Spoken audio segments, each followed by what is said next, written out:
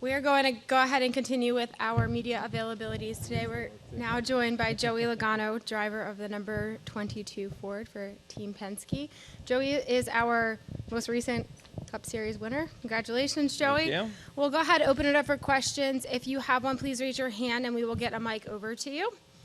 We'll go ahead and start with Kelly and then go to Nate. Kelly, CrandallRacer.com. Joey, speaking of that win, because of how it came and the fuel mileage, have you ever had a victory questioned or talked about or theorized so much about how you pulled that off?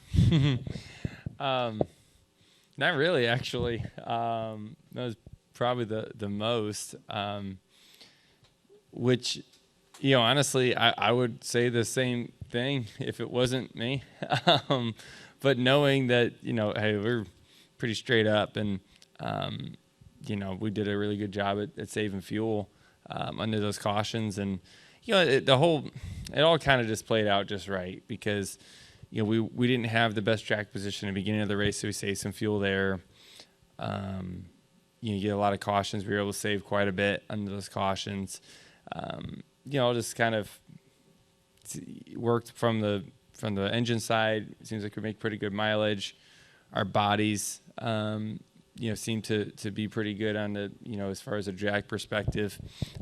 So it all kind of plays in favor for fuel mileage races. Not many fuel mileage races these days, though. That's kind of a rarity for sure. But if it does ever go that way, so it looks like we're in pretty good shape. We'll go to Nate. Nate Ryan, NBC Sports. Following up on that win, Joey, Penske now becomes the first team to have all of its drivers locked in the playoffs. Is that a little bit of a surprise? Because I know you guys have kind of been behind a little bit performance-wise. Like, is it kind of a boost in confidence for the team? And, what does that do now for you guys to kind of look forward to the playoffs and know that you guys are all locked in? Yeah, it's definitely something to be proud of, no doubt. It's hard these days. I mean, this next-gen car, I'm telling you, it's not like it used to be where you can just count on the Penske cars to be in the playoffs or just count on, there's really, solid teams that are going to miss the playoffs this year. And it's just what it is now with this next-gen car. It's hard to get a huge advantage. And if you have a few things that just don't go your way time after time, you find yourself behind the 8 ball, right, outside looking in pretty quickly. And so it's just it's different than it used to be, where those cars were, you can look at, Hendrick, Gibbs, Penske and say, well, those cars are, on a bad day, they finished 10th to 12th on a bad day. Now on a bad day, you finish 25th, just off of raw speed. It's just a different game than it used to be. And because of that, there's more players in the game and it makes it harder to get through the rounds and to get into the playoffs for sure. Yeah, I mean, it's I don't know if it changes a whole bunch. The pressure was on to get in, all our cars in. That's just one piece of the puzzle that's done. I think it lets you kind of recharge your batteries a little bit. Instead of going into the playoffs with your tongue hanging out, you have a moment to look a little bit further forward than just the next race, right? It's the same thing as when you move on to the next round in the playoffs by a win, right? A couple races before the next cars do. You have the moment to okay, let me think about 2 weeks ahead instead of just this weekend. And I think that does give you an advantage. Considering the playoffs are still pretty far out, it doesn't really do a whole bunch for that yet. But I think directionally it's good, yeah. We'll go to Jordan, then to Zach. Jordan Bianchi, The Athletic.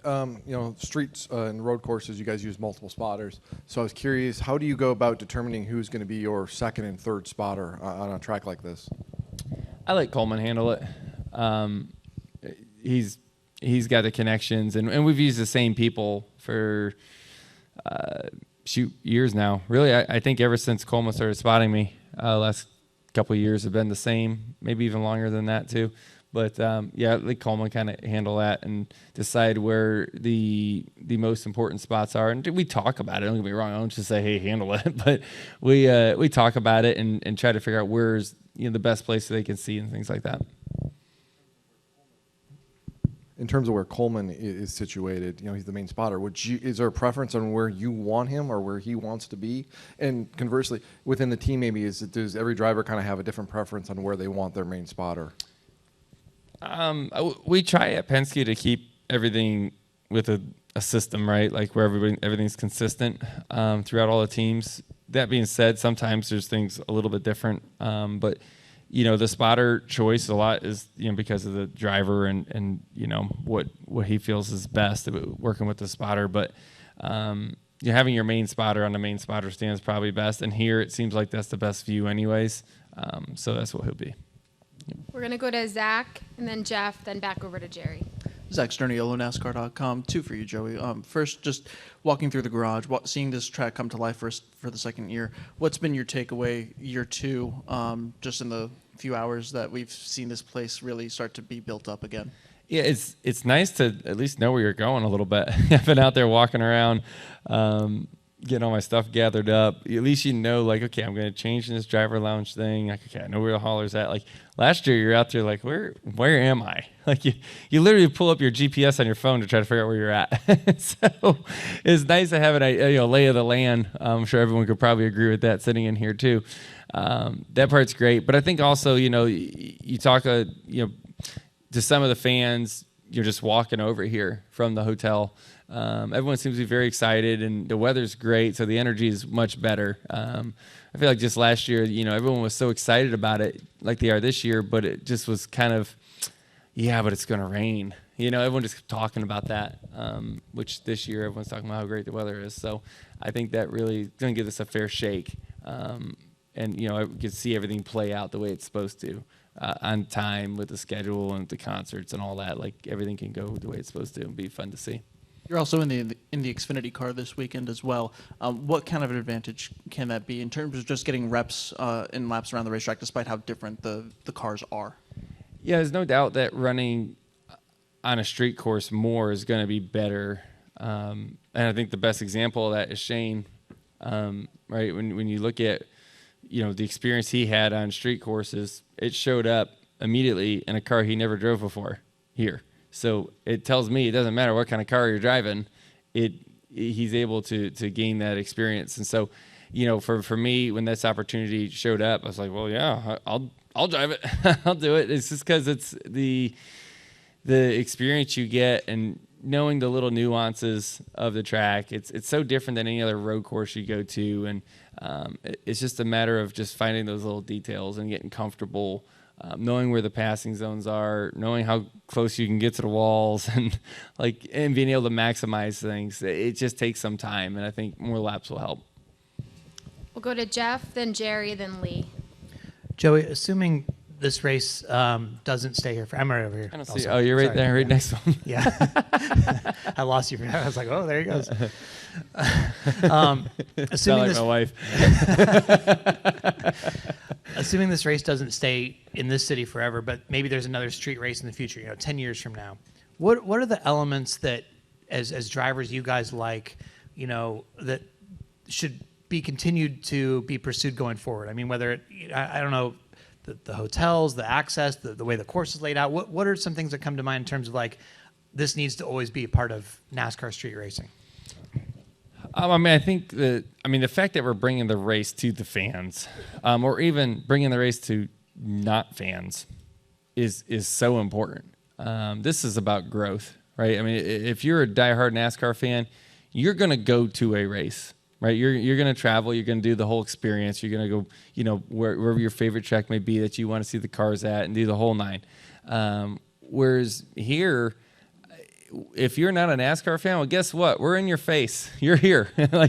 You're gonna like it. We're gonna make you like it at least, or at least you're gonna have to see it. You can't get away from it. Whether it's the advertising through the city that you see just driving around here, which is great. Hearing the race cars, they're gonna hear the race cars all through the city, right? And these cars aren't quiet by no means. So you're gonna hear and go, what's going on, right? And curiosity is gonna get the best of everybody. They're gonna come over here and want to see what's going on. Even last year, you think about the people who were trying to peek through the fence, right? They didn't have a ticket, but they're trying to look through the fence to see the race cars. They're just curious, what's going on here? What's bad about that? Nothing. Like, that's all good things. So I love the idea of doing this. Yes, as a driver competing, is it challenging? Absolutely, right? Logistically, is it challenging for the teams? Absolutely. Is it worth it? Yes. Like, it's totally worth doing. It seems like there's so many positives that comes out of our sport long term. We'll go to Jerry, then to Lee, then to Holly. Jerry Jordan, kickingthetires.net. Asked you a little earlier, but are you ready for the race? Have you done like 10,000 laps in a sim? What has been your warm up for this? Yeah, I've run some laps in the sim with both cars. Am I ready? I don't know. I'm as ready as I know how to be. I'm more ready than I was last year. I could tell you that much. But the whole field is. At least you have an idea of what you're up against and what it's going to be like. The first few laps in practice last year was kind of sketchy, right? Because you're just like, I don't know. In the sim, I braked here, but how good is the sim going to be? This is I'm on the streets of Chicago. Like, I don't know. But yeah, I mean, you seem to figure it out fairly quickly now. At least like passing zones, and you study your competitors and kind of see where they were strong, where you were weak. You have like an idea of like things you want to make better to your car. There's actually stuff to talk about. Where last year it was just, I don't know, put on what you think is best, and we'll tune on it from there and hope it's pretty close. Now it seems like we have a little better direction. And also tomorrow morning, I don't know if you did it last year, but they're going to have the track walk. Are you going to participate in that before your race tomorrow and see what it's like, what the streets is? Yeah. I'll go out there tomorrow morning. Yep. I think it does a little bit. Just get your wheels spinning a little bit, thinking about, where you want to hit the brakes, kind of the markers, seeing it, like, okay, this is my point here. I can kind of see that. Where you think there's going to be some issues from, bumps or little things like that, which you're going to want to work on. Those things help. Yep. We'll go to Lee, then Holly, then to Cole, and then we'll hit the second and third row. Lee Spencer, Sirius XM NASCAR Radio and CatchFence.com. Paul Wolf said on the channel this week that he basically said to you, we've got to win to get into the playoffs, and that was with, 18 races in the books. And I'm kind of curious, had that stuck in your head? I mean, it's like everyone said that was a very unpredictable ending of that race, but, when your crew chief is giving you that kind of directive, it's hard not to ignore it. Yeah, I don't know if we were completely 100% on the same page with each other on having to win to get in. Yes, is it way better to win to get in? Yeah, duh, right? Like we can agree on that, but we weren't in a must win, but we were definitely in a must do good scenario. We had to make up a lot of points because we were in the playoffs going into last weekend in Nashville. But all it would have taken is Zane to win, who finished second right there, right? And all of a sudden we're 40-something points out, probably, right? I think it's something like that. You think about how quickly it can change. And then we would be saying, oh, we have to win. But at the moment we weren't must win, but we couldn't have that happen. When you think about how weird Nashville was with all the overtimes, but then you look at the schedule coming up. You got Daytona, you got here in Chicago. Like you got some, Pocono like can turn into sometimes an interesting scenario as well from a mileage standpoint. There's a lot of opportunities for somebody to win that you wouldn't expect, and that would change the game a lot. And if you weren't wearing that shirt and the hat, do you think you could kind of walk down the street incognito and, just kind of take in everything that the city has to offer? I walk over here, and I am a bit of a walking billboard, but it's I can kind of see some of it. I can't honestly tell you that I'm going to have enough time to like explore the city. It's pretty much racetrack to hotel, maybe grab a dinner. That'll be it for me. We'll go to Holly, and then to Cole, and then to Jay. Holly Kane with the NASCAR Wire Service. On the street and road courses, would you agree that at times they can kind of become the Wild West, that people tend to race a little bit more aggressively? They tend to just put it where they can. do you see that more? And as a street course, that's something maybe that you would see even more than on a road course that you're doing it. It's just the brand of racing. Have you seen it get different, and what do you expect? I think it's because of the heavy braking zones is why you think everybody's racing more aggressively. We're racing just as aggressive last weekend in Nashville. I mean, those restarts are crazy. Every restart we have these days, everybody is so over the top on everything we do. And you have to, right? Like if you're not the one making the moves, you're getting eaten up.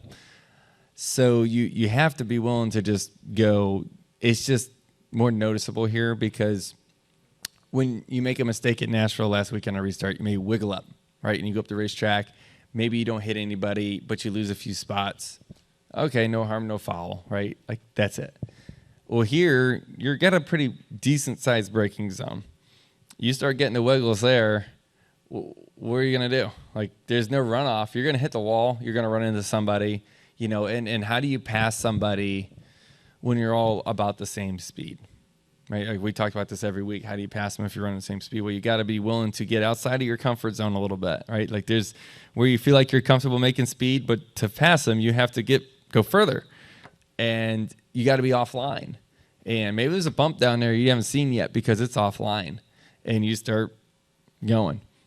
You're going to hit something. There's just no room to not hit something. And I think that just is just more pronounced when you come to a road course, but even more so in Chicago with the walls, because there's just no runoff anywhere you go. You're going to hit something. So it just looks, I think, more. I don't think the aggression level's higher. It just looks like it is. We'll go over here to Cole, and then to Jay, and then to Noah and Shane. Cole Kusaman with Arrows from Republic. Joey, earlier today, Justin Allgaier mentioned that he felt that the reason Shane Van Gisbergen was so successful is because he was aggressive, but he wasn't really like bumping into cars and getting like over the top aggressive with it. Like the Cup regulars, he felt like, you know, you're leaning on each other, going all for it. But do you think there is an art to maybe a reserved aggressiveness in that sense? Maybe not pushing it as hard, not leaning on each other as much, to be a contender for the win this weekend? He's just smooth. I mean, I think that was the bottom line to what I saw. His ability, what I think makes Shane good at these tracks, his ability to hit the apex is so tight without giving up entry speed is what makes him fast. To me, that's pretty clear. And he gets so comfortable in those braking zones to be able to place his car where he needs to. It's pretty smooth, right? Like that move he made against Haley to win the Cup race, like changing directions in that area, it didn't even come to my mind. Like I'm like, you can't do that. Like, and he just got so much more comfort in knowing, one, how his car needed to feel on those, you know, over those bumps in that braking zone to at least get his car driving to what like in his mind is right. But I think his ability to brake smooth, change direction in the braking areas, he did that multiple times to a lot of different cars. Yeah, everybody watched it. You're right. Like we all should be closer this year. I would freaking hope so. This is a lot of work for nothing. So I'd like to think we're going to be better. Nice. We'll go to Jay, and then Noah and Shane. Hi, Jay Cohen, Associated Press. How would you assess the knowledge you guys have of this course at this point, given that certainly looks like it's going to be a dry weekend here, so less of a wetness factor, and then obviously a year of wear and tear in Chicago in the winter and everything that goes along with winter. So what would you say about what you guys know about this course after running it a year? Yeah, we know it's bumpy, and it's bumpier than we thought it was last year. We haven't, you know, they did repave a couple sections, so you know there's that piece that's going to be different. But yeah, be interesting to see. Just, I mean, even the things that you think you know could be different when you get out there, as far as like wall placement, right? Like, how do you know they set the apexes of the corner the same angle of the wall and all that? Like it could be different when you get there. I'm sure, like, I mean, these roads are used every day, right? Racetrack roads are not used very often, right? So you got a lot of heavy trucks and things, and I'm sure it doesn't get smoother over time. You know, I'm sure, like, to your point, a winter and, you know, the pounding of what is the streets of Chicago is probably going to be bumpier than last year, but we'll have to see, right? I mean, if it, like I said, like even you think of turn 9, 10, 11 around the I always call it the moon, the half moon area there. All those walls, the way they place them would change a lot of how we get through there. So we'll have to just wait and see. We'll go to Noah, and then we'll wrap with Shane in the back. Noah Poser, Northwestern. You've built up a reputation of running well each time at a new track, notably winning in the inaugural Bristol Dirt and Gateway races, and then finishing in the top 10 here last year. What goes on in the lead up back at the shop that allows you to be so strong out of the gate at these places compared to your competitors? I get that question a lot. And I never have a good answer for you. Just outside of we try to think of it from an old school approach of just going off of history of tracks that we think may be similar and things I think we'll need. I think Paul and I both do a good job at adapting quickly. It seems like, the first couple laps on the racetrack, most of the time I can adapt really quick to at least get us in the ballpark. And then you kind of fine tune, find a little bit here and there. But I think the first chunk of speed, usually we can figure it out fairly quickly. We'll go ahead and take our last question in the back from Shane. Joey, Samuel Stubbs, yardbarker.com. You mentioned you win that race at Nashville, you're locked into the playoffs, and it kind of seems like both years that you've won the championship in 2018 and 2022, you kind of flew under the radar, turned up the wick in the playoffs, and there you are holding that cup. So with that win, you probably haven't had exactly the season you've wanted, but you have that win, you're in the postseason field. Do you feel like you and Paul on this team that has that big game experience, that championship pedigree, do you think you can go out and be a legitimate contender once the postseason rolls around? Absolutely. Yeah, I mean, we always think we can win the championship. There's a lot of stepping stones and things you got to do to get there, but you bring it up plenty of times that, as far as you think of 2018, and I've said it before, I remember having the conversation with my wife just saying, gosh, I hope we get through the first round of this playoffs, because that's how I felt we were from a speed perspective. And then all of a sudden it got better and we go on and win the whole thing. And she reminds me all the time, you just remember what you said in 18. I'm like, okay, honey, I got you. So it's, but she's right. You just got to stay around, right? The whole, you got to be in it to win it is so real with our playoffs. Are we seeded the best, going into the playoffs right now? No. Right. We don't have enough playoff points. The cards are stacked a little bit against us from that perspective. But I've also seen plenty of times where if you can just be solid, get through the rounds, win the races that matter, if you're around long enough for the speed knob to get turned up, it happened at the 12 last year, right? He got through the rounds just as he needed to, and by the time it was game time, boom, the speed showed up and he won the championship. We did that in 18. We did it in 22. Hopefully we do it again this year. All right, Joey, thanks for your time today. Good luck this Alrighty. weekend. Thanks, guys.